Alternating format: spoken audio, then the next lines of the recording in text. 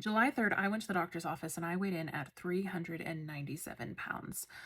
Now, I had previously thought and very publicly thought on social media that I had already hit rock bottom when it comes to me being unhealthy and just living a subpar life compared to the one that I would prefer to live, to just exist in the world instead of thriving. But it turns out that was not the case. Turns out July 3rd is actually that rock bottom day. I know this because I weighed in this morning for the first time since that doctor's appointment. And since July 3rd, I have lost 45 pounds. I came home from that doctor's office feeling absolutely defeated and devastated and completely lacking confidence in myself. But I also felt determined because I refused to allow myself to continue to live in the state that I was living in and to just, again, exist in the world instead of thrive.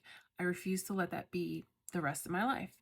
So I sat down and analyzed my habits, my behaviors, my environment. I tried to do as much of an outside perspective on me and my life as I could. I started journaling again. I started just taking account of everything that I was doing in my life that did not fit the narrative of the type of life that I wanted to live.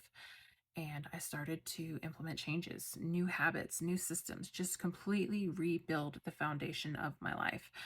It's still very much a work in progress, still very much working through the nitty gritty of it all. We're still very much pouring the foundation of the house that will be my future life.